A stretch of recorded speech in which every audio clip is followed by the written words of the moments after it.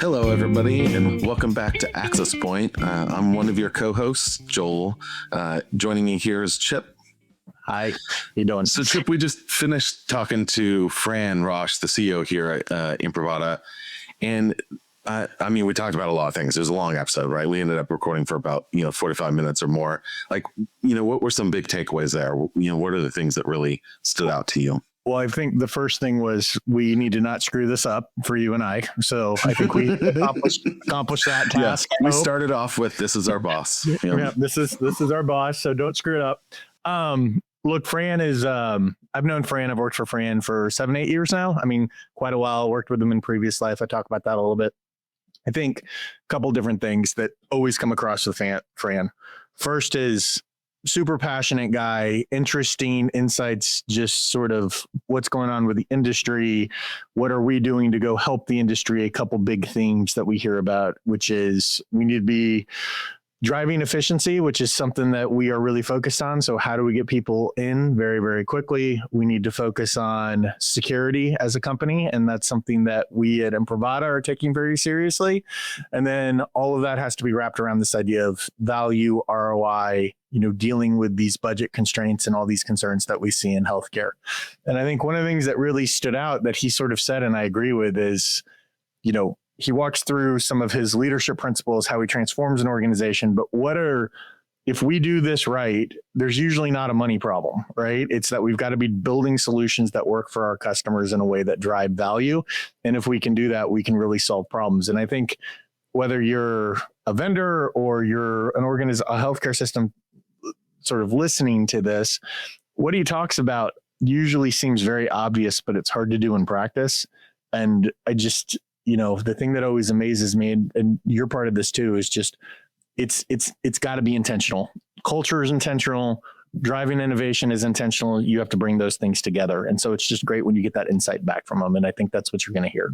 So how about you? What do you think? Yeah, I think that's the takeaway. It's like when you really think about driving a technology organization, right? Like a technology business, first connect to your customers, connect to your market, understand your value, your place, what you can do for them.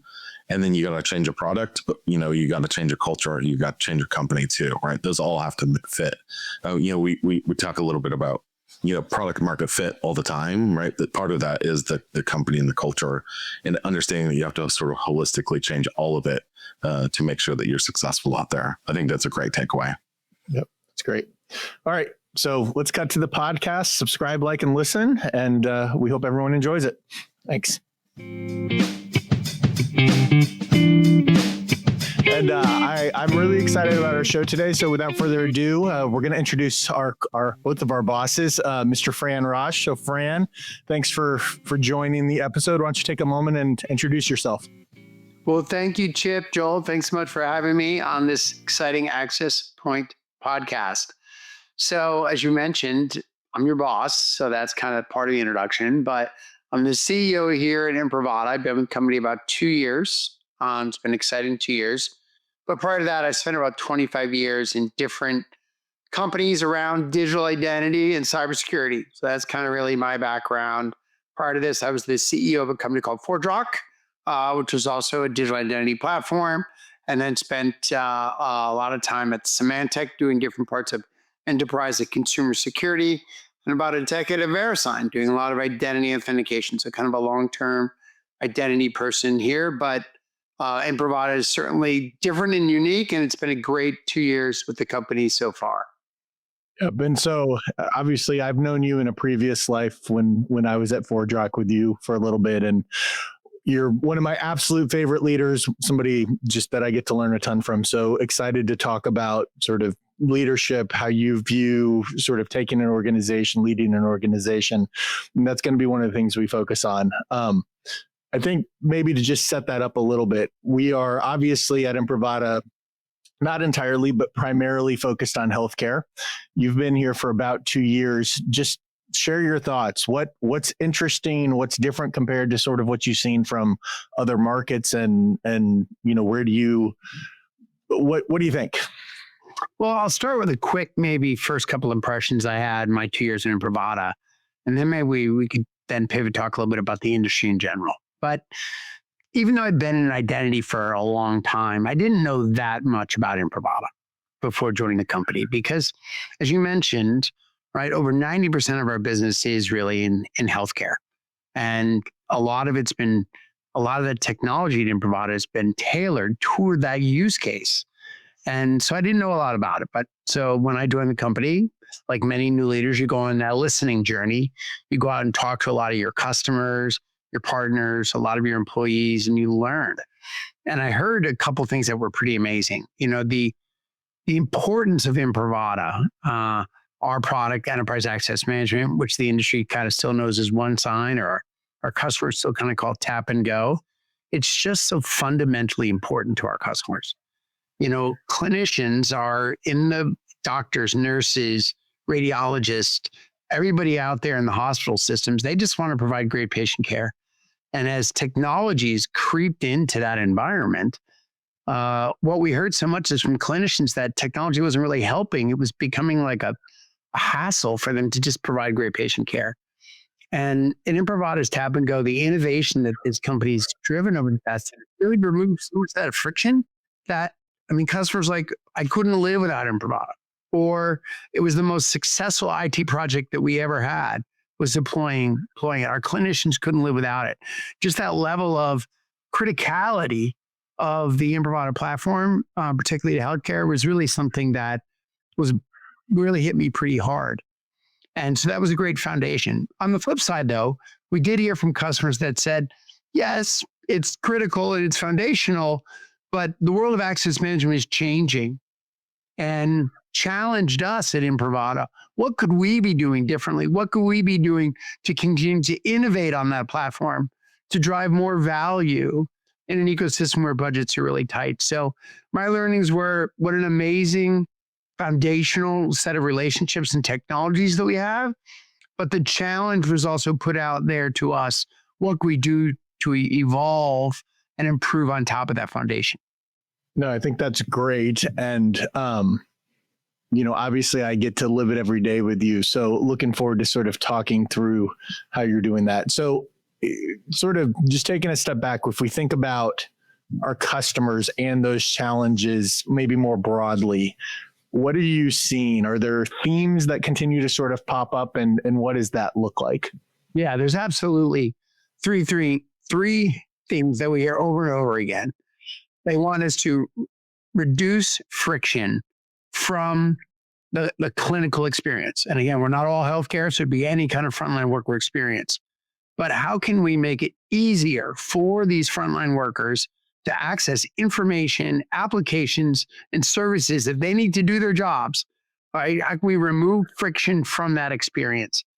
Every second of work accounts, and people don't want to be wasting time with technology. So what can we do to remove that friction?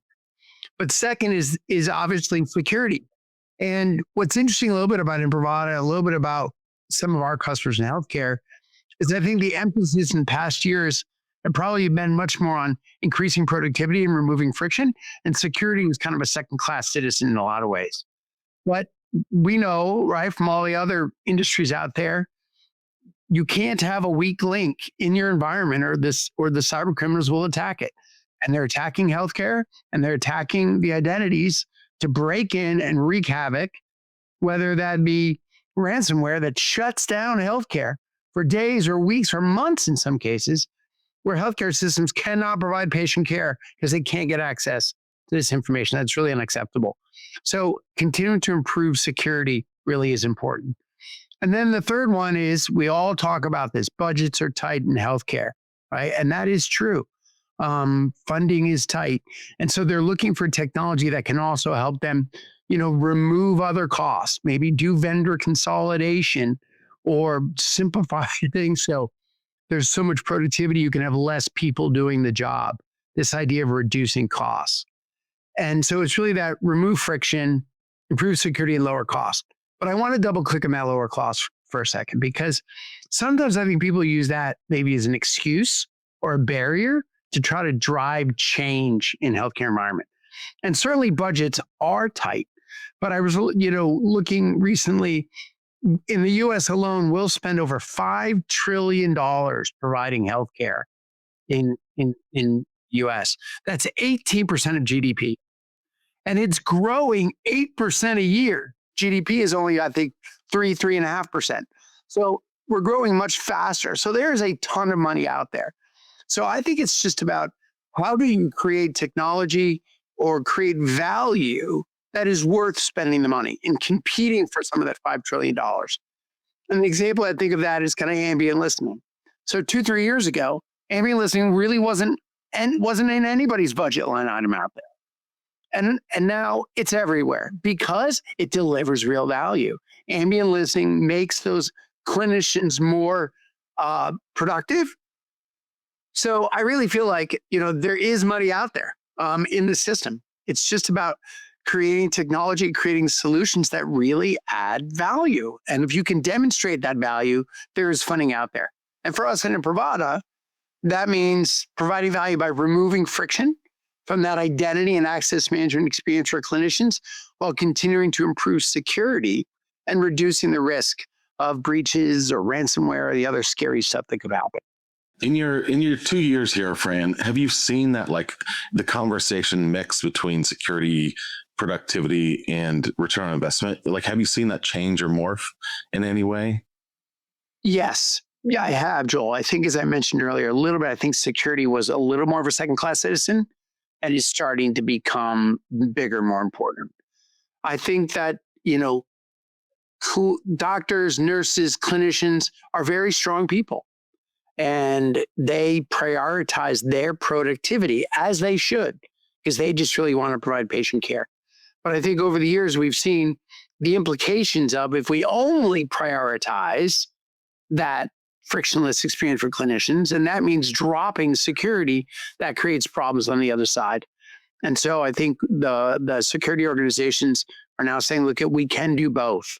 We can remove this friction and we can improve security. It may mean some changes in your workflow, but overall we have to do both. And I think that's become a stronger voice.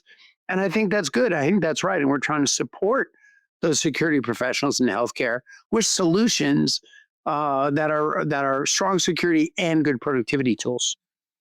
Yeah. And how have you, I mean, it would be great for you to talk through a little bit of how you've then gotten Imprivata to sort of respond to that. It's not just about productivity, it's about security and these other things, right? Like, what's worked well, what are the gaps we're going after? Yeah, I think what's worked well is teamwork, right? So what we really did at the beginning of last year was do this kind of assessment of where Imprivata was, recognizing our strengths, which we talked about, this tap and go, the ubiquity of tap and go, the value of it. But what could we do to drive innovation value on top of it? And we've executed a bunch of initiatives now since then that are now in the market, getting use and validation from our customers, a lot more to come. And I guess I would hit on a couple of those. And one I would say is passwordless. And we recognize that while tap and go is really a passwordless solution in a lot of ways, right? You tap, you put in your password once, and then you enter that grace period and you're passwordless the rest of the day. So kind of good friction there, but what could we do to do even more to remove friction and add more security? And so we looked at going passwordless, which removes that need to put the password in even once. Therefore, the user doesn't even know it, which means they can't be phished. They can't give it up. They don't have to go through help desk calls, which can be, human engineered to be exploited. So we're kind of improving security by removing that, but also removing friction, right? By using that face instead of having to put in that password. It also allows you to eliminate the grace period because you can do that continued authentication with that face throughout that period. But we didn't stop there. We also looked at saying, okay, in addition to that, how do we bring in some risk-based and behavioral analytic tools into the access management experience in healthcare and our other customers, which is very common in financial services and e-commerce and a lot of other industries. So we've done a lot of innovation there. We did an acquisition with a company called Verison to bring some more of the risk-based capability in ITDR. So really looking at that great tap and go one-sided EAM experience and bringing it up a level by bringing in pastoralists, bringing in risk-based behavioral analytics, ITDR, to continue to drive that great frictionless experience, but now with a boatload more security than I have in the past. So that's really exciting, really proud of that. Just getting going in that whole kind of pastoralist ITDR world. I think the second area that we're really excited and I've seen a lot of progress on in the past year and a half is around mobile. And our customers are going mobile. So they're like, Imprivata, we're expecting you to come along with us and continue to bring those great frictionless experience that we've become so used to on PCs and now Macs, on mobile, Android and iOS as well. And we had a good solution in that from an organization called Ground Control that we acquired in 2020. But I think we really doubled down on the investment in that area to make sure that the solution was very user-friendly. We introduced new docks with screens. We brought the checkout time down dramatically to under 2 seconds now. So people can just tap that badge before they know it. The phone is lit up. They can check it out. They can get that single sign-on. They can just provide great patient care on a mobile device. So I think that's really exciting. And I really look at that kind of EAM one sign in mobile as just an extension of that clinical access. So there's been great work there. I think the innovation that you and your team have done around privilege access and third-party access has been really great to see. We know that sometimes as IT organizations or security organizations, we put so much focus on the security of our employees, but then we open up our networks to third parties that we hardly know. And we do sometimes very little controls on. So the ability to say, to continue to run the business, because we know we rely on third parties who are going to come in and vendors and contractors and HVAC technicians and have got to come in and access the system. But how do we make that really self-service, really quick, but also really secure? And bringing together into a single solution, the ability to have it for your internal privilege users, as well as these third parties in a single solution, I think is some really exciting stuff there. And then the last one I would hit, it's just data and AI. And I know that probably every podcast you do, people come on You're here. required to say I. Yeah. You know what? But I was thinking about this the other day, and I'm going to really date myself here. You know, I feel like AI is the third generation of technology revolution that I've had to experience. So when I got out of college in the late 80s, it was just kind of the PC explosion. And it's hard to believe that before then, everything was done on paper. I mean, it really was. And, the PC generation came and everything went, onto that. And we did everything there. And that was the work was still there. It was still to do all the work. It was still about how you showed up to work every day, drove teamwork, worked together, smart people, but you did it on a whole new way. And then the internet revolution came, right? And we said, okay, that's not good enough. Let's connect all these little small networks we built. Let's communicate in a hyper, connected way with the internet. It was another revolution. The work was still there. We still did it. And I think AI is another dramatic revolution. Everything is going to change. Everything is going to be different, but everything's kind of going to be the same as well. We're still going to have to, do this work every single day.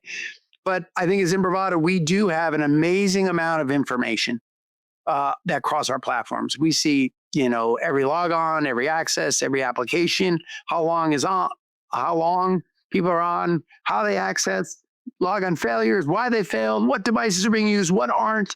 Such rich information that we see. These third parties, how long they're in, what they do when they're inside, so much information that we expose to our customers and bring AI and data onto, we can provide so much insights with two customer values, right? Because it's not AI for AI's sake, is what value are we giving? The two customer values that I see is with all this information, we can really help operational improvements. How do we go and find the bottlenecks in the workflows and straighten out those bottlenecks? How do we identify this equipment that's underutilized and take it out of the system so we don't waste money supporting it? But then also security. All that data gives us the ability to identify these anomalous users and, find out what they're doing in there and get them out before they can cause havoc. So I think there's a lot of real value there that we can give. And I think we're doing that. So for me, it's all about that passwordless security around that core access management capability. It's extending that beyond the four walls of the hospital to remote access, to third parties, to privileged users, and it's unleashing the power of this data. So a lot of exciting stuff has been going on over the past couple of years. Our customers are feeling it. I hear from them. I'm getting on a plane on Sunday to Switzerland to spend 5 days out with more customers. Everyone's anxious to take advantage of this new technology we're creating because they see the value that we can deliver. It's a lot of change to take on as well. Yes. Yeah, I think one of the coolest things, I think you'd agree with this, I've been here about a year and a half. You've been here for 2 years, and everything you're talking about has been driving innovation, pushing forward, giving, sort of looking at things and saying we're getting to that next generation. But if you look at, I think what you inherited when you came in from a Imprivata perspective, the foundations of what we do have been pretty incredible, right? I mean, one of the things I talk a lot about is if you actually think about what we're doing, we talk about this shared access. It's a multi-layered solution that looks like it's just one thing happening. When a clinician badge taps in, they're actually logging into the operating system. They're logging into a virtualization layer if it's there, or now we're talking about secure browsers, and then we're logging into the application itself. And in some cases, we're doing things within the app, which is 4 or 5 transactions that need to be fast and all done.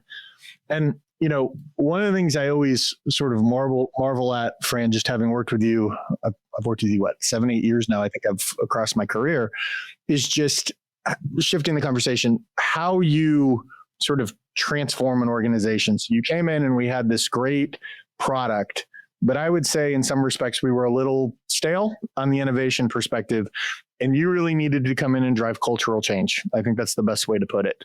So just, can you share sort of your thoughts on that, how you think about that when you come into an organization, what's important to you, and just how you approached it when you came here? Because it's happening. It's amazing sort of when you think about what we're doing now. Sure. Yeah. I think the one fact I always believe is nobody knows what's going on inside a company until you get inside the company, right? It's, whether you're a board member or not, it's hard to know what's going on inside. So when you take a new job, you're kind of taking a leap of faith, right? Because you don't really know what you're going to find out, what you get inside the company. But obviously, it was easy for me to take this leap. I love identity. It was a great opportunity to dig into healthcare. And I think that, some of this is really pretty basic, blocking and tackling. I don't think it's fancy. But the first thing you do, and I'm an old-fashioned product manager, as you know, is that you do your SWOT. You just spend time listening to people. You go out and I try to break like a 100-day plan into 3 blocks. Listen, analyze, and then kind of plan, right? So you spend your first 30 days just listening, go out and talk to people, and try not to jump to any conclusions. And then once you've done that 30 days, sit through that data. What are people saying? What are the common threads you're hearing? And then once you do that, create a plan then to address those. But I tell you, with Imprivata, it was really quick. It was really quick because it's like everything that we've been talking about. People are like, oh, we love the foundational technology, but you got to move, you got to innovate. So that was a very clear message. Imprivata is a premium price product as well. And so people are like, we get that, but we want to see continued value delivered for the price that you're charging. So that message was pretty clear. So when we were able to go out then in April last year and create this really exciting, product roadmap to go forward. So it was clear what we needed to do. It was not easy, but it was really clear what we needed to do. And I think at our core, we are a technology company. We are a product technology software SaaS company. And so what has to come first is setting that product technology strategy. Everything kind of revolves around that. But once we did that, there was a lot of operational procedures that had to be worked out, but then we did get and talk about culture. And there were some ways that I think Imprivata's culture has always been excellent. And I go out and talk to customers who tell us, when we get in trouble, Imprivata does everything they can to get out and help us. There was that very kind of customer first mindset that was already out there. But there were things that could be improved as well. We did our employee surveys and we came up with 4 of these cultural pillars that I think are really right for us right now. And I'll hit a couple of them here. One is raise the bar. And I think that's really important. It's like, how do we get better every single day? To your point about maybe Imprivata being stale, what are we doing to get better every single day? Every new product release, every new feature, how do we get customers time to value faster? How do we respond to tickets sooner? How do we get better every single day? That sense of raising the bar and challenging all of us to do that is really important. I think the second one is own the outcome. And I love that one. And I kind of equate that to own the outcome means no excuses. We all know that stuff comes up every single day, gets in our way, barriers. We can say, well, this is hard. I couldn't get this done because this happened. And, this person was mean to me, whatever. Get it done because the customers are counting on us. So it's the outcome that matters, really, ultimately. I think that is important. The third one, be nimble, right? Change is a reality. And you know this, right? We work with some really important customers and some really important partners. Epic, for example, is a really important partner of ours. Apple, really incredibly big. And these are huge organizations. They're going to make changes. They're going to come out with strategy releases. We're going to have to move quickly as an organization. Say, okay, well, I have a plan. I'm like, I know, but now we got to do something a little bit different. Let's go. And, because we have to. So how do we really kind of be nimble? And then the other is really that teamwork, winning together. And I think there were absolutely silos within Imprivata. And there are always silos in every company. Every company struggles with collaboration. But breaking down those silos, whether they be with the Secure Link team and the mobile team and the EAM team, or whether they between sales and marketing and product or customer success, if we're working together, and you guys, Chipper, you guys done an amazing job saying, how do we take the technology assets that came from SecureLink in our PaaS business and leverage them over here on our access management capability and vice versa? That's so much more powerful than living in these silos. So I think there has been a lot of cultural change, much like the product. There was a good foundation. It needed to be refreshed, energized, innovated on. And we're doing that across both our technology and our people. And I think our customers are starting to feel the changes. It takes a while, but I feel like it's starting to happen. Yeah, and in a lot of ways, you have to do both of them, right? You have to change the product, you have to change the culture if you really want to engage the market where it is. I think we've done a really good job there. And a big part of that is to drive growth, right? Like, how do we continue to both innovate on the product and allow our customers to grow, right? We're going to need to grow with them, as they're growing, especially healthcare systems. We're finding them sort of consolidating and growing, moving into clinician, moving into clinics and smaller doctors' offices, acquiring new healthcare systems. So, one of the big probably cultural changes was a growth mindset and just how, Imprivata grows with our market and with our customers. Absolutely. Growth is our key mind, and it's growth has benefits for everybody. Growth has benefits for our customers because if we grow, that means we can hire more engineers, more customer success people. Growth is great for our employees because they get to grow their career, take on bigger jobs, opportunities, and then of course for our investors. And we've got a couple of paths to growth here, but growth starts with customer satisfaction. And I know that may seem a little weird, but if our customers we have 4,500 customers in Imprivata, so we have a lot of them. And if they're very happy with the technology, the products, the people, they're going to be more open to using us more for new things. So we've really got to focus on existing customer satisfaction. They spend their hard-earned money on us, on our products and our technology. We got to make sure they're getting that value. And our customer success organization, we're doing a great job doubling down on that. Because once we do that, if you're a very happy EAM tap and go customer, you're more likely to say, hey, yeah, I'd like to upgrade to the passerless capability you have, or I'd like to now move over to mobile, or yeah, let me try this thing for my third parties coming in, and I can get access compliance from you as well. So there's that identity, that opportunity to then cross sell. Right. I It's this think for idea us, of growing value, right? It's like we're that's growing right. value for our customers, right? That's right. But there's so much more growth opportunity for us internationally, right? To get outside of the US, we're with the NHS, Germany, and France, all over the world. Uh, Outside of healthcare, there's a lot of markets that look a lot like healthcare, where they have these shared devices and some of those challenges that Chip talked about, quickly accessing these complex systems around criminal justice and public safety, manufacturing, airlines, gaming industries, is really a lot of different uh, places where our technology really can help. So we have a lot of vectors of growth here as a company. What I think is interesting too, having sort of gone through this, is talk a little bit, and maybe we want to give some examples, but there are markets I think you've decided not to enter into, and you've sort of taken a step back from a leadership perspective and just said, look, we've got to be hyper focused here. So do you want to talk a little bit about sort of how you think about that and the process you go through in terms of leading us when we're thinking about entering new markets to drive some of that growth? Yeah, we absolutely live in a world of limited resources. Everybody does. So making choices is really important. And part of a strategy is not only saying what you are going to do, but what you're not going to do. Sometimes that's hard. Sometimes that's hard for me because I want to do everything, right? Like we all do, but you've got to make some choices. And I think that if you go back to PowerPoint slides at Imprivata from 5 years ago, 10 years ago, 15 years ago, every time they would have said, hey, commercial is an opportunity. This is what we call our non-healthcare commercial. And but the execution wasn't quite there because I think they tried a little bit of a shotgun approach. Let's do everything.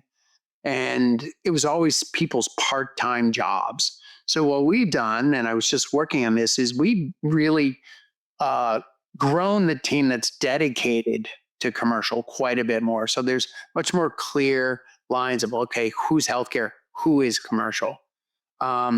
And then we've made some choices on which of those markets to go after. And we've really identified two that we think are most kind of like healthcare. It doesn't mean there won't be others, right? Because people come and find Imprivata. And if there's a good fit, we're going to serve them.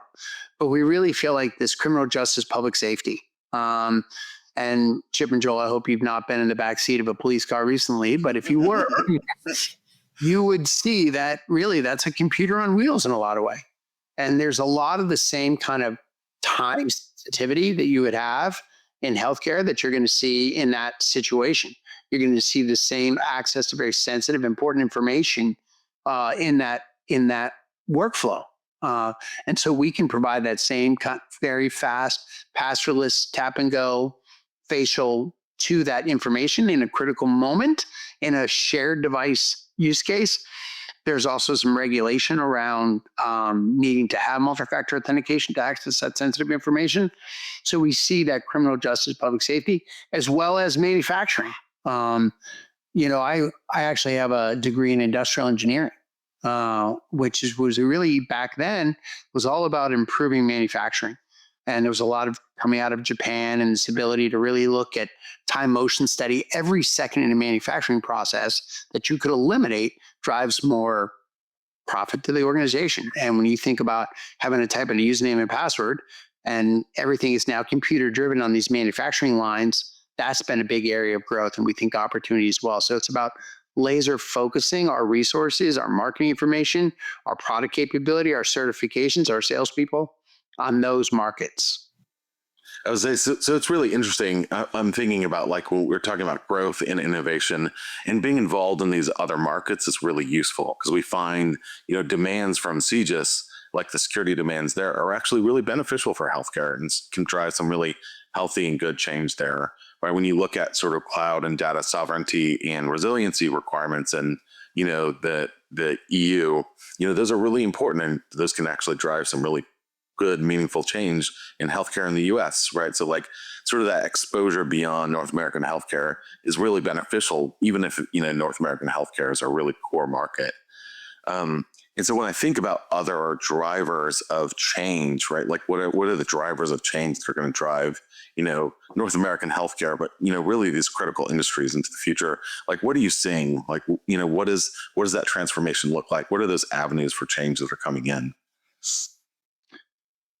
Well, I think that change is driven a lot by like necessity, in a lot of cases. So I think we're seeing a lot of change in the area of security because the bad guys are getting smarter.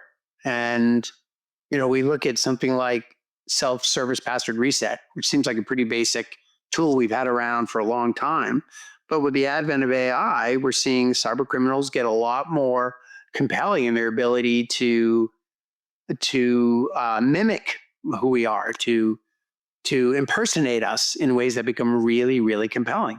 So that drives a sense of required change on the behalf of people like us, security professionals like us. What can we do to then up our game on that without bringing in a lot of friction?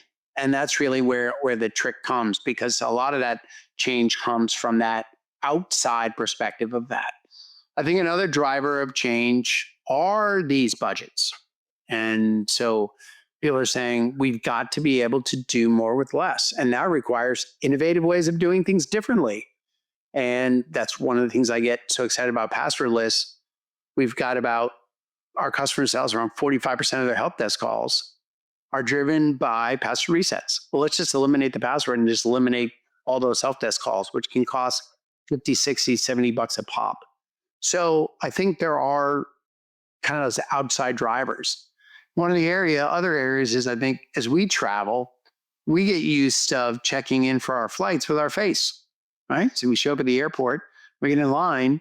Sometimes you don't even need your ID or boarding pass anymore. You just show up and all of a sudden you're through. And that kind of concept, I think, is something that we can take to healthcare. When you show up for your appointment, right? A lot of times they ask you your name, your birth date.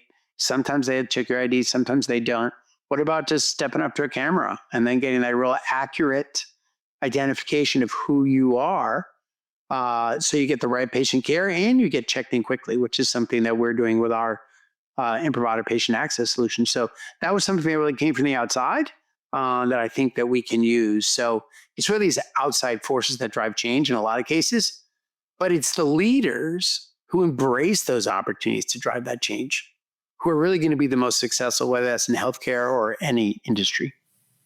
It's interesting, and I don't know if this is, but for controversial statement or maybe just a point blank question for you, do you think badges are going away? I do not think badges are going away anytime soon. I think they're going to change, and our sole reliance on them in some cases probably is going to change. But I don't think they'll go away completely. I think the ability to tap your badge and then use your face to get on instead of a password and use that throughout the day, I think is a good two-way to do it. I think the ability to badge out, right? It's very important not only to get into the computer quickly, but to close it as you leave. And a badge tap is a very quick, fast way to do that. Healthcare systems are going to have badges. They're going to use them for physical access. They're going to use them to get into storage closets. So they're out there, so we might as well use them, but we should also recognize their limitations. And as you know better than I do, saying badge is like there are dozens of different types of badges out there with different levels of security controls, different costs, different ways people use them. So I don't think they're going anyway soon, but I think like everything, how we rely on them is likely to change and evolve. Yeah, I was going to say, you talked a little bit how AI is going to force us, right? Some new technology revolution is going to force us to change the way we work. So even though we're not going to change badges, right, we're going to have to change the way we use them. But like, how else do you really see sort of the way that we have to work changing here in the future? The way that we work change. The way that our core markets are. I say we. I'm like I talk to customers too often. Like, how do you see this sort of our core market? How do you see the clinicians, the sort of end users, the way they're going to sort of? Yeah, I think that healthcare has got to change a lot, right? I talked about the $5 trillion we spend, yet I don't think anybody's really happy with the healthcare system. It's harder and harder to find a primary care physician. It's harder and harder for doctors to do their job and nurses to do their job. And but yet it's so important to us. And I think it's going to change. Russ Brenzel from Chime gives a presentation about how healthcare is going to have to get out of these big, expensive hospitals, right? These four walls of big, expensive hospitals, and get to much more ambulatory type of urgent care, check-ins at, the grocery stores, healthcare close to home. We're going to have our own Alexa-like kind of healthcare aid in our house. We already are seeing how ChatGPT is changing healthcare because patients are coming in so much more informed. Sometimes that's good, sometimes that's bad. I've had my own experiences where I've misdiagnosed myself.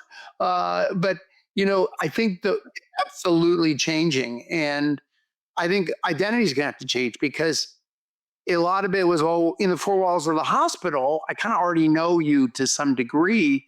But when you're show up at someone's house to provide patient care, how does that change from an identity standpoint? How is a patient, when you show up at the hospital, see you in person versus over video versus in your house? So there's a lot of identity challenges as healthcare really becomes so distributed.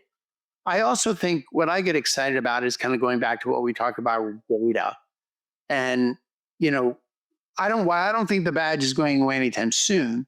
I do think there's a world, especially driven by wearables, whether wearables your phone in your pocket or an AI tab on your collar, that we can know you as a clinician before you even walk in that room. And we know why you're there and what information you need. So there's no badge tab, there's no facial. The system just opens up and provides you the information you need to provide that patient care. So I think data is really the lifeblood of how change is going to happen in the future. And I know that's, big organizations like Epic are looking at that. You look at Stryker with the beds, how much information they have with you in the beds and the cameras in the room to look when you fall out of your bed or whether you don't roll over. There's so much data out there that we can use to get to know what's happening. It's how do we leverage that to go back to those three tenets: remove friction, improve security, and lower cost. Yeah, you hit on a lot there. And, what's funny is I forget the exact line, but there's a Harry Potter line, let's not make progress for progress's sake or something along those lines, right? That's sort of how I view the badge for clinical care. I don't see that going away in a hospital setting. I think it works really well. But all the other pieces you're talking about, care at home, how I can leverage AI, we didn't really talk about agentic and agents there, but those are going to be interacting both on patients' behalfs and on doctors' behalf. So you talk about walking in the room. I know who the patient is. I got to go pull that data, do all that kind of stuff. We can automate all of that with agents. And I think it's interesting, sort of that's where ultimately it's going to go. So anywho, wrapping up, because we've gone about 40 minutes, which is great. And Fran, I can always just talk to you for hours. It's always interesting. If you had advice, just, going back to sort of leadership, and I think about sort of, both you and Joel do a really good job of remembering that leadership doesn't just happen and developing people doesn't just happen. But if you had any advice for 25-year-old Chip as opposed to 44-year-old Chip, and what he needs to do in his career to sort of continue down the path, what advice would you give to me, and sort of what advice do you have out there from a market perspective? Well, I don't think I need to give you this advice, but when I look at young people, I want people to think big and be ambitious.